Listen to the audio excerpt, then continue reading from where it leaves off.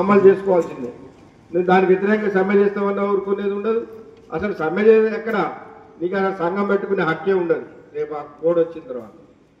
కాబట్టి దయచేసి మనం అందరం కూడా ఆలోచన చేసి కార్మిక వర్గ భవిష్యత్తు, మరి చాలామందికి అనుమానం కూడా రావచ్చు, మరి నరేంద్ర మోడీ బిల్లే పాస్ చేసేసిండు ఆయన నియంత.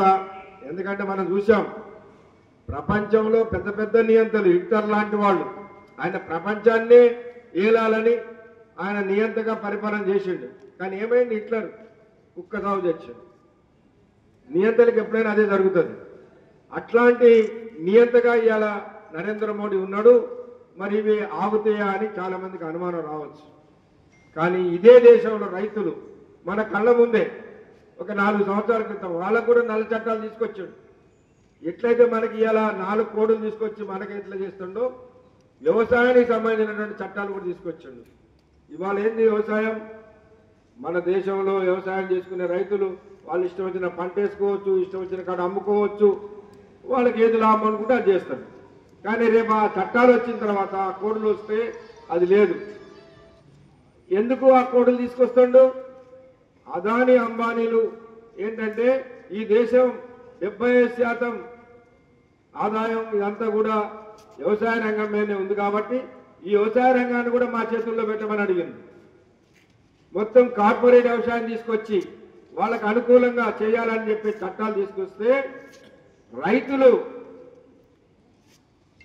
సమ్మె చేసి మనం చూసాం.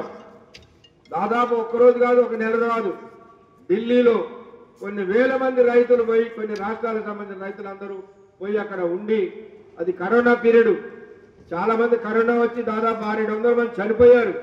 అయినా వాళ్ళు భయపడకుండా గట్టిగా నిలబడ్డారు. కాబట్టి నరేంద్ర మోడీ దిగొచ్చి నేను చేసింది తప్పు అని రైతులకు క్షమాపణ చెప్పి వాటిని ఉపసంహరించుకున్నాం. మరి ఇవాళ మనం కార్మికులందరం మనం అంటాం, కార్మిక సంఘాలంటే కార్మికులంటే ఏంది, బాగా చైతన్యం కలిగిన వాళ్ళు పోరాటాలు చేస్తాం అనుకుంటాం.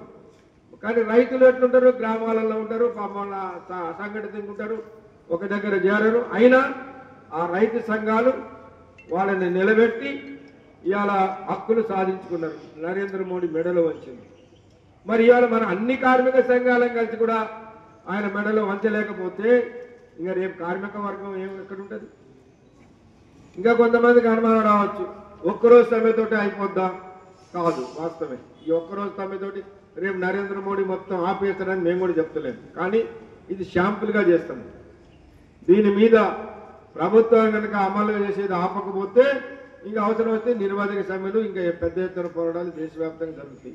ఇది ఒక సింగరేణో, ఒక తెలంగాణలోనో, ఇంకొక రాష్ట్రంలో జరిగేది ఆ దేశవ్యాప్తంగా. ఆఖరికి మన రైతులు కూడా ఇప్పుడు మనకు మద్దతు ఇస్తున్నారు. కొన్ని కోట్ల మంది కలిసి రేపు రోడ్లకు ఎక్కుతున్నాం. ఇది చూసేదా నరేంద్ర మోడీకి బుద్ధి రావాలి. ఎందుకంటే ఆయన అనుకోవచ్చు నేను ఏం చేసినా, కానీ మొన్ననే బయటోడు, మొన్న ఎలక్షన్లప్పుడు చూసినాం కదా, ఆయన సాగు తప్పి కన్నులొట్టబోయింది. ఆయనకే మెజార్టీ రాలా. ఇక్కడ చంద్రబాబు నాయుడు గవర్నమెంటు, అక్కడ నితీష్ కుమార్ బీహార్లో వాళ్ళకి మెజార్టీ వచ్చి వాళ్ళు ఇన్ని రక్షించింది, కింద పడిపోకుండా పట్టుకున్నారు. ఇప్పుడు వాళ్ళ దీని మీద ఆధారపడి ఉన్నాడు. కాబట్టి ఇంకా రేపు ఇదే జరిగితే ఇన్ని లక్షల కోట్ల మంది కార్మికులకి, రైతులకి, శ్రామికులకి వ్యతిరేకంగా ఇట్లాంటివి చేస్తే రేపు నాకు నూకలు వెళ్తాయి అనే భయం ఆయనకు రావాలి.